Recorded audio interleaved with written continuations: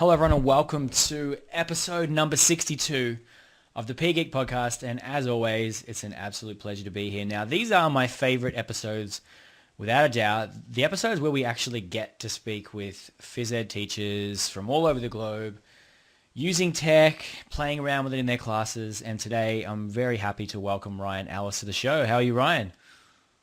I'm fantastic, Jarrod. Thank you very much for having me. You're welcome. So where are you joining us from this morning for you, I think it is? It is, yes. It's the morning. It is currently 7:05 a.m. I'm speaking from Harrogate in the North Yorkshire, God's own county in England. Perfect. And you're currently, it's the weekend, obviously, for us at the moment, but during the week, you're involved in teaching. What sort of age groups do you work with? Perfect. Yeah, I'm involved in teaching, so I'm a qualified primary school teacher, and I work with what we call reception age over here, which is kindergarten, and right through to year 6. So it's up until 11 years of age. Yeah, and what do you remember? What sort of prompted you to go down that route of working with kids that age, and actually even becoming a PE teacher? I do. I remember very clearly. Well, my older brother, he's 5.5 years my senior. He's a secondary school PE teacher, and he's always been very sporty, and that brotherly relationship and competitiveness sort of sparked throughout my life. And I just wanted to follow in his footsteps, if you like. So that all started with me wanting to be a secondary phys ed teacher as well. I went over to the United States and coached football over there, or soccer. And I really enjoyed working with the younger children whilst over there, 6, 7, 8 years old. And it kind of, in my mind, changed my career projection and made me decide to actually go down the primary or elementary route instead. So that was where the passion started. For sure. So, I mean, obviously I started in secondary school and then eventually ended up in some of the younger year levels, and I reckon it's quite powerful because you actually get to see the learning a little bit more clearly. Would you agree with those younger levels? I think absolutely. I think it was that age group where you can just see on their faces. I think they've got more of a passion for learning. Everything seems to excite them, and you can see some real big milestones that they achieve in everything that they do. And I'm talking right from when I was in the classroom and I was teaching maths, literacy lessons, science lessons, and to phys ed as well. And it's great when you can see that moment click, and you can see it on their faces and their passion. And they'll be the first to come up to you when they're that age and thank you and be smiling and tell you the story of how they get it all of a sudden. Yeah. So it's a really powerful age group to teach. I love it. For sure, and no shortage of motivation. Internal motivation and external motivation. I think both of those are quite relevant, and that actually leads into a topic that you presented at the Connected PE online conference. So you want to just touch on what that was all about?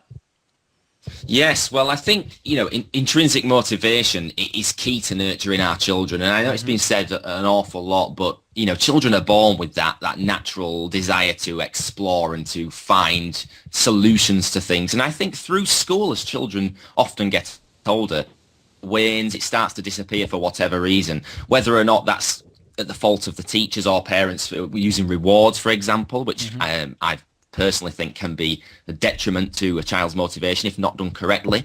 But all about intrinsic motivation. How can we nurture that? How can we make sure that a child is self-determined to want to achieve and want to learn? So yes, as I spoke at the webinar, it was all about different ways in which we can involve things in our lessons which can help keep children intrinsically motivated to want to learn and do the best that they can. So the things that I touched upon there were having a sense of purpose for the children, sense of autonomy, and also a sense of mastery in your lessons. Yeah, excellent stuff. So a question for you, what about technology? Do you think it can be a little bit of some sort of motivator for students, whether that be the initial hook to get them interested in an activity or something a bit deeper? Absolutely. I think technology's got a solid place in education at the minute, and I think it will continue. I think the hook absolutely is there as well.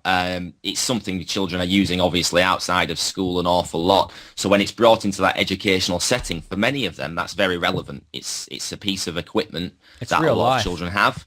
It is. They're using it on a daily basis. So for them, it actually opens up a whole new world of possibilities. And many of the children are better than staff and teachers at using the device. And you'd be surprised at the work that they can produce if given the correct apps to use it on. Correctly, yeah, for sure. So, I mean, it leads us into a whole world of potential questions here right now. But, you mentioned that you got started with technology in, what was it, a generalist classroom environment? Is that correct? Yes. Okay. Yes, absolutely. Tell us about that. I started when I was first a newly qualified teacher, and I was alongside another newly qualified teacher. We were in side-by-side classrooms, and we both had a big passion for the use of technology. And it was fortunate that the school I taught in had quite a lot of iPads at their disposal, at least enough for one between two.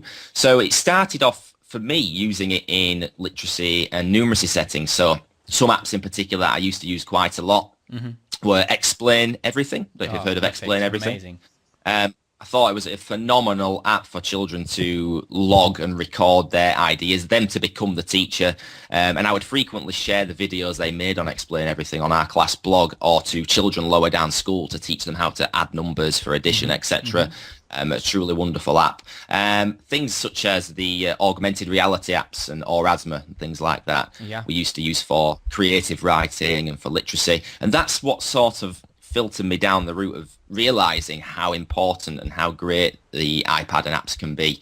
I have to say the very first app that I used in a phys ed setting was actually Coach's Eye for the video recording, which I found to be a powerful medium to share with the children as well. I'll tell you what, we've come a long way. I mean, I reflect on the video analysis of the past, and you probably, have heard of Dartfish and tools of that nature, and having to have cameras and laptops and this, that, and the other to try and get that result. And I mean, now you can do it quite easily. And you mentioned with Explain Everything just how quick it is for a kid to show what they've known and sort of publish that to the world. It's really quite powerful to go from that consumer to creator sort of idea. And I think kids really enjoy the opportunity to be able to show what they know.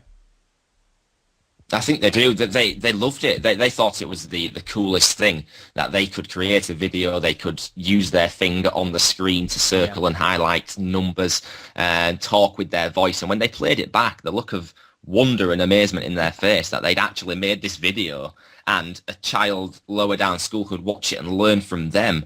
It really embedded their learning and it made them feel, much better about themselves. And I think if anything, it gave them more motivation in their learning to want to continue and do more. For sure. So, I mean, I always think back to this revised Bloom's taxonomy, the classic pyramid with the different levels of, in depth related to work. And right at the bottom, you've got that knowledge level, the very bottom tier. And right at the top, the revised one is create.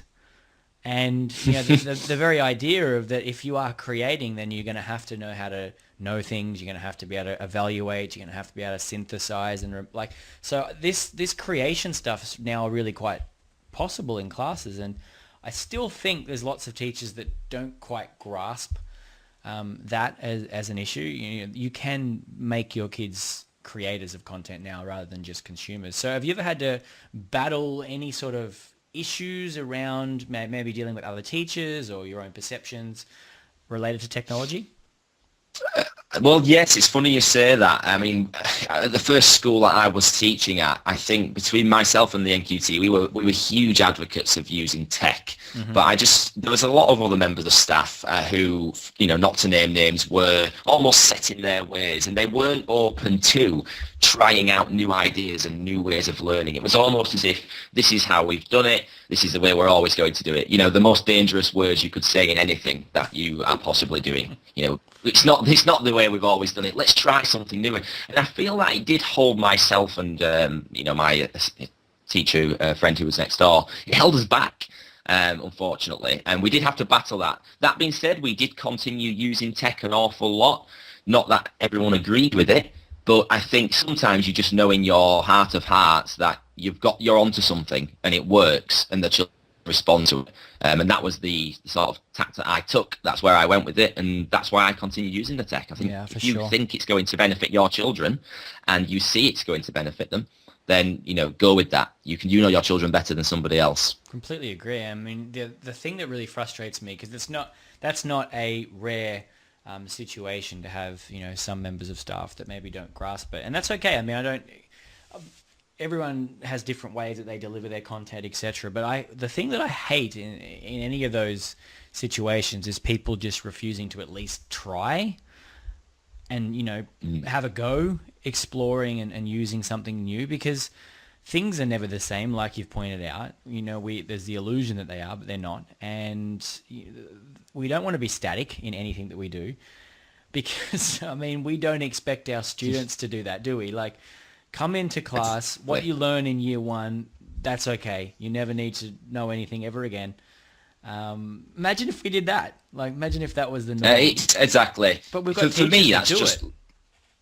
Yeah, it's incredible. And for me, it's just, I've to put something out there. For me, it's just lazy teaching. Just using things that you've already done. It just saves work and time. But, it's just doing a disservice to the children. So it's just lazy. I think you've got to move with the times and move with what's working, in my opinion. Yeah, for sure. Absolutely. And that mindset of just continual development is, whether it's with tech or not, I think is so powerful. Great to model as well. I mean, I don't confess to be an expert in all the tools that I've ever used with kids, but the willingness to try it even, and be a learner with them, I think is something that not as many teachers do as would be good. So, yeah.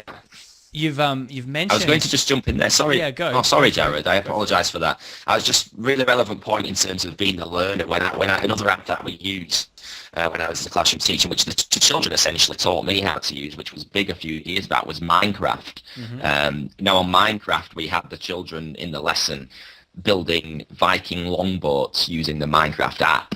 And then we would, in our literacy session, write instructions about how to build it. Now, I had no idea how to use this app. I never used Minecraft in my life, but, we still went for it.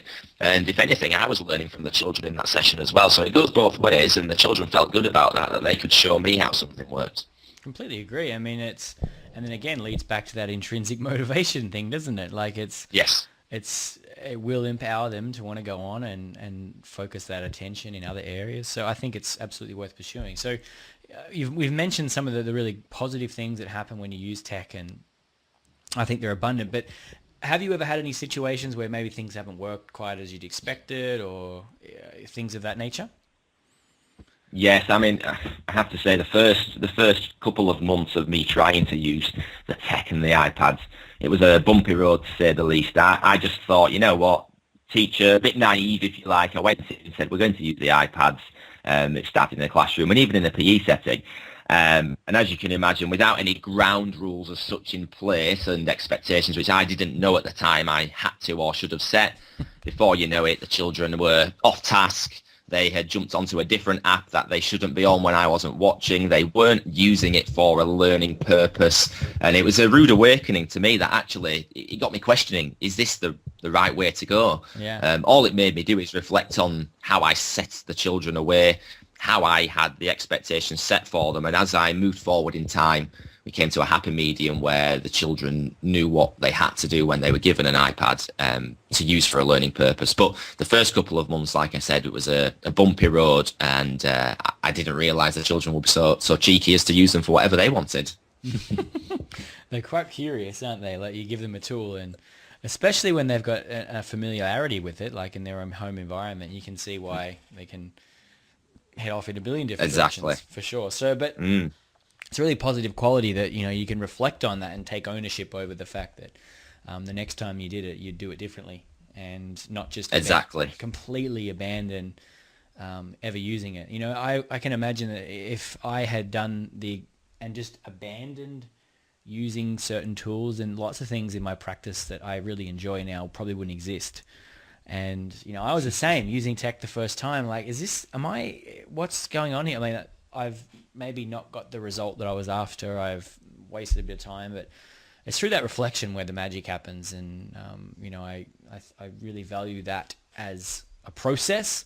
And that's actually how the PE Geek website started. I mean, a lot of people don't know, but it was a reflection site purely for me. And over time became useful for others. But yeah, I mean, that's how you grow, isn't it? Reflection.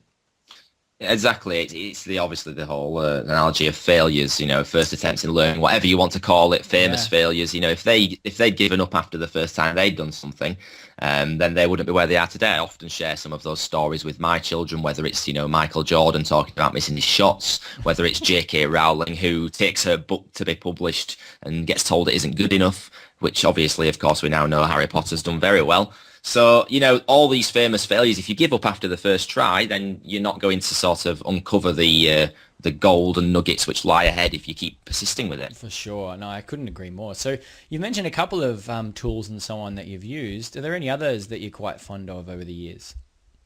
Yeah, well, in terms of being a teacher, one which I found very useful back at the beginning was Evernote, just for teaching reasons in terms of storing planning, in terms of annotating planning, attaching photos, audio notes. I found Evernote, very, very useful across the board there. I It's thought it was like your fantastic. brain online, isn't it? It is. It's a phenomenal tool, and I started to filter that down through school and get other teachers to use it too when they saw the power of it. And yeah, it really is incredible. I couldn't have lived without it. Like I said before, phys ed, I started off, it was mainly with Coach's Eye, using that for a purpose of filming bits of, I would say, team games. And I used to take it back into the classroom, hook it up to the smart board, and we'd watch it back. We'd look at the positions and the shapes of the children. Are we making small triangles for passes? We used to do a bit of an analysis and a breakdown Yeah. of where we were. So it was very useful for that, which was superb. And one which has become more prevalent for me recently, which I only discovered, it wasn't so long ago actually, which is a video app which can make very cool, quick videos, and it's called Splice, Splice. Yeah. And it's sort of in collaboration with GoPro, but it's a great tool which I've been using to do almost quick lesson or block summaries and making videos to go alongside that, which I can then send to other relevant staff or show the children how far we've come in our learning. Yeah. And it's a great tool for the children to watch back, see things that they've remembered, share with parents and also with the other teachers in school. I love the power of video. I mean, it's so versatile.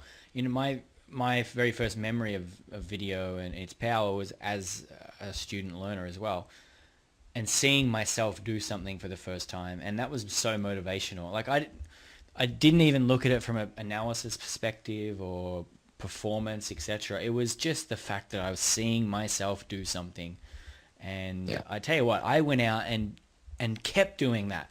And it was training for long jump and triple jump, which is the first thing I ever saw. And you can imagine how much more effort I put into it just because I'd seen it. So a lot of Yes. time people discount maybe that, it might take time to do these things. But if that's the only thing you get, if you ever got from watching yourself, I think that's worth pursuing. So I think, yeah, we're on the same page with video for sure. Absolutely. You like I said before, you learn so much, don't you, from watching yourself? And I had a rude awakening my first time. I wasn't even using an app, but one of my friends videoed me when I was out on the golf course. And little to my knowledge, I didn't know he was videoing me.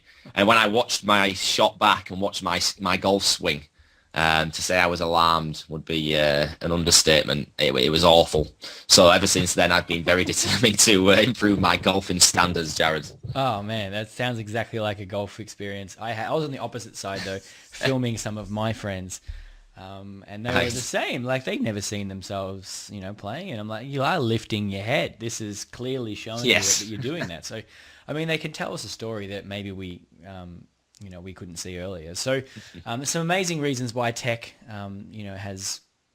has been part of my practice and as well as yours. Yeah.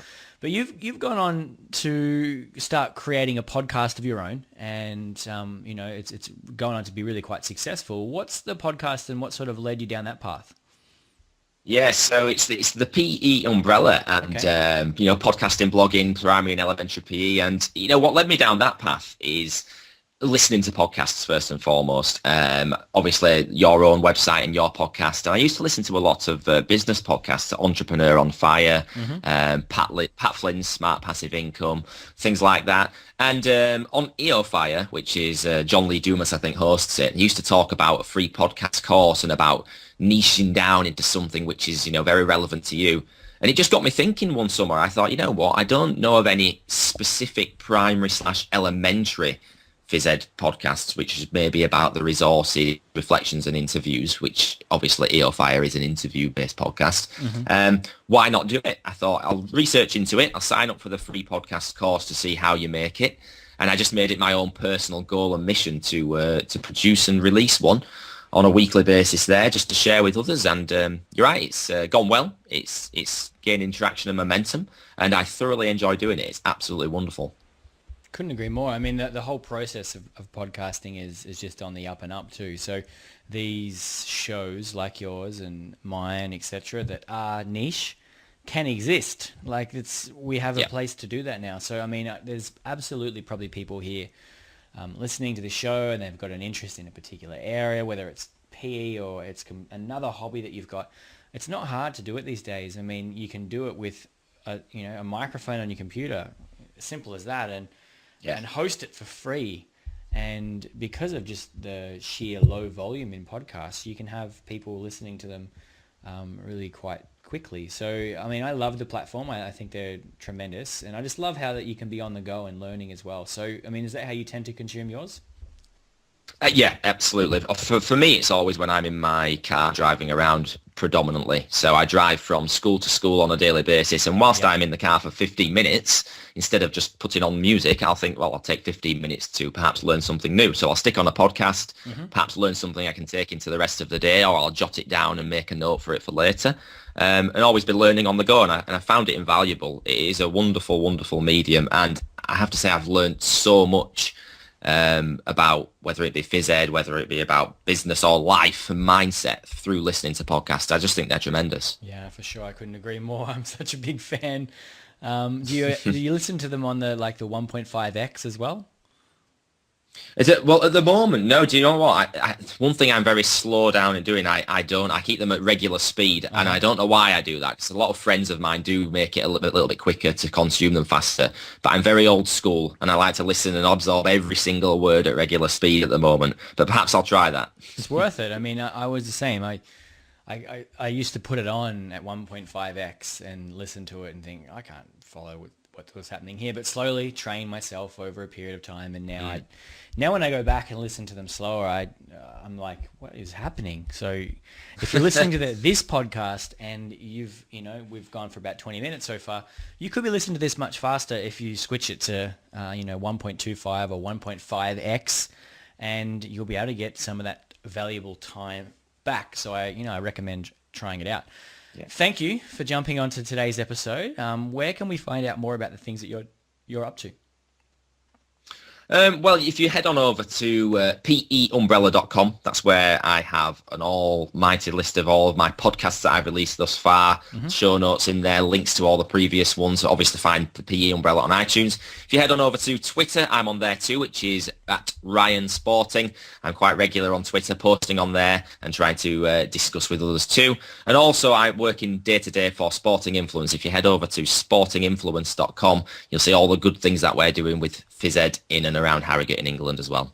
Perfect. Absolutely love it. So as always, absolute pleasure to have you listening to the podcast today. If you've got any questions, then you know where to fire them away to. Otherwise, head along to thepeergeek.com/62 for episode 62.